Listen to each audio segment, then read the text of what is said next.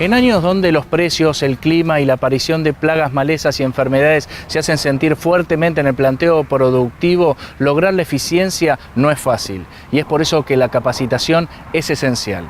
A continuación en AgroTV, un especialista del INTA Pergamino, el ingeniero Daniel Leiva, nos presenta las claves para lograr una correcta aplicación de fitosanitarios y obtener de esta manera los máximos rendimientos. En un año en el que se prevé que por condiciones climáticas las enfermedades van a impactar en el rendimiento, es importante repasar algunas claves para su detección y tratamiento. Daniel Leiva describe qué mirar y cuándo para llegar eficientemente y a tiempo. Bueno, eso es una pregunta importante para restringida al tema de enfermedades, el monitoreo del cultivo. Lo que el cultivo va a reflejar es cuál es su porte, cuál es su cerramiento de entresurco y el monitoreo específico, la patología, en este caso la enfermedad, dónde está ubicada. Eso sería el ambiente cultivo y plaga. Y después, desde el punto de vista para un producto llegar a un determinado destino, las condiciones meteorológicas, básicamente las condiciones de humedad, las condiciones de temperatura y de viento. Y en un día como hoy, con altas temperaturas, ¿cuáles son los criterios que hay que tener en cuenta para poder aplicar eficientemente un fungicida? Básicamente, al aplicar fungicidas, saber que la enfermedad empieza de abajo para arriba, en la posición media del cultivo, por ensayos que hizo el INTA, una gran superficie y gran cantidad de ensayos con evaluaciones, mediciones con tarjetas sensibles, medición de la evolución, del control de la enfermedad y rendimiento del cultivo respecto de un testigo versus un tratado. Tiene ciertos parámetros de número de gotas y de volumen de aplicación donde se obtienen los mejores resultados.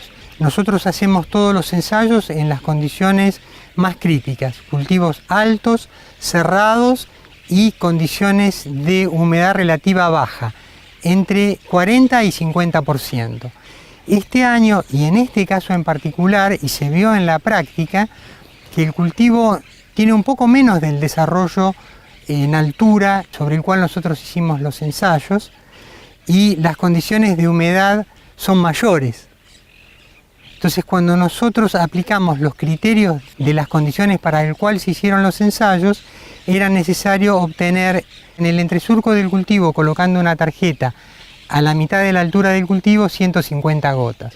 Cuando hicimos esa prueba a campo, que le hicimos entre todos, obtuvimos creo que 215 gotas.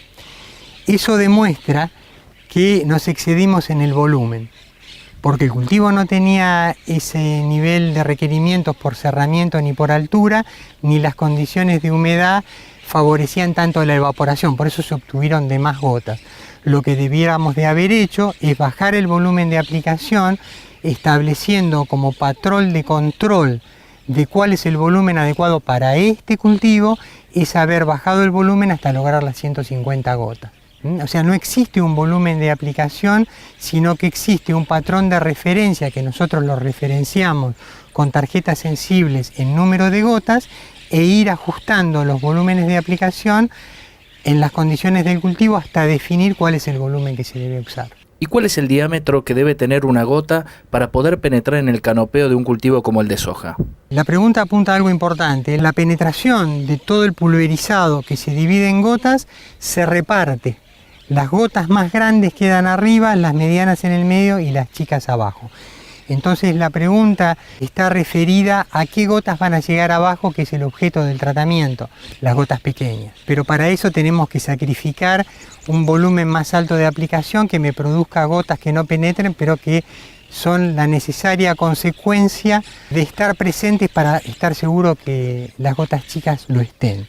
Entonces el volumen de aplicación en una soja para un fungicida, y sobre todo en este caso, en este año en particular, donde se prevé que las enfermedades van a tener impacto en el rendimiento, es usar un volumen alto de aplicación. Leiva analiza el rol de los coadyuvantes para lograr una aplicación efectiva y un control apropiado aún en condiciones difíciles. Las gotas se generan no solamente por la pastilla que hace la aspersión, sino por los agregados que se hacen al caldo.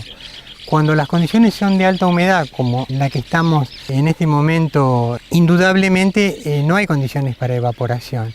Entonces el coadyuvante que va a responder va a ser el tensioactivo, o sea que me va a permitir achicar la gota, con lo cual me va a permitir penetrar más, con lo cual me va a multiplicar el número de gotas respecto de la situación sin coadyuvante, y aparte de eso, una vez que llegue, la alta compatibilidad de ese producto con la cutícula de la hoja. En resumen, esas dos condiciones se dan con un siliconado, sin la ayuda adicional de su mezcla con el aceite. Puede ser que mañana o pasado, porque estamos en pleno momento de hacer las aplicaciones de fungicidas en cultivos de soja, se dé una situación que la humedad relativa sea del 50, 40%, estamos en el 70%. En ese caso, las recomendaciones son iguales con el adicional del aceite como antievaporante. O sea, la mezcla de dos coadyuvantes con funciones diferentes. El aceite para proteger aquellas gotas en mayor cantidad y de menor tamaño que bajo las condiciones de baja humedad relativa no podrían cumplir con los preceptos que vimos al principio. ¿Por qué? Porque serían esas gotas pequeñas que tienen que llegar abajo las primeras que se evaporarían. Y la evaluación, el productor tiene que acostumbrarse a hacerla pensando que, en un concepto muy claro, el bajo volumen funciona, pensar qué funciona. Si él se conforma con 70 kilos de diferencia de rendimiento respecto del testigo, o quiere como mínimo los 300 o los 700 que le produciría bajo determinadas circunstancias una aplicación bien hecha. Cuando ese lote tiene potencial a responder con esas respuestas de rendimiento consecuencia de la aplicación de fungicidas, yo creo sin ninguna duda que hay que resguardar esa mayor respuesta con los coadyuvantes. Respecto de las controversias sobre la aplicación de productos fitosanitarios, Leiva advierte que la posición del INTA es apegarse a las buenas prácticas y al cumplimiento de la ley de agroquímicos.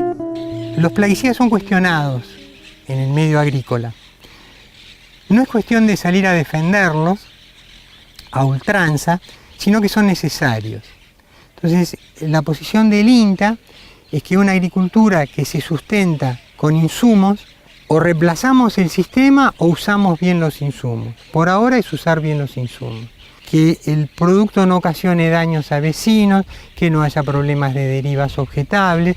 Y para eso, ¿cómo se consigue? Simple, cumpliendo con la ley de agroquímicos. Tiene el objetivo de capacitar, de certificar el funcionamiento.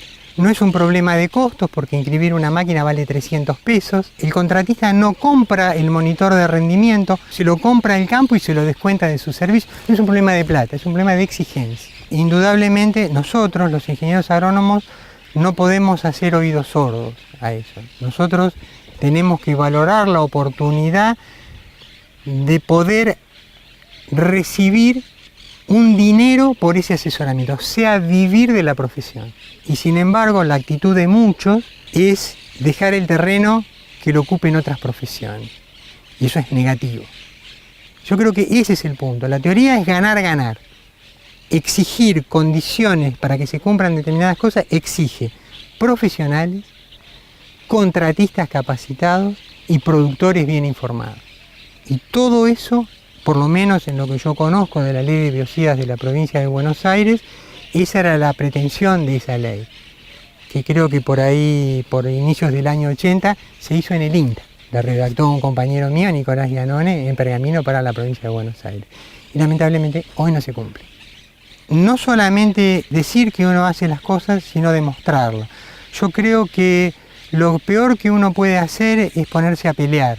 Digamos, la confrontación en este tipo de situaciones, ¿qué es política? Bueno, política es negociación. Y negociación sería decir, bueno, macanudo, yo te demuestro que estoy inscripto. Yo te demuestro que tengo una receta. Yo te demuestro que pago un asesor. Yo te invito cuando hagamos las aplicaciones a poner tarjetas sensibles que permiten registrar que el producto no te va a dañar. ¿No es cierto? Yo creo que ese es el camino.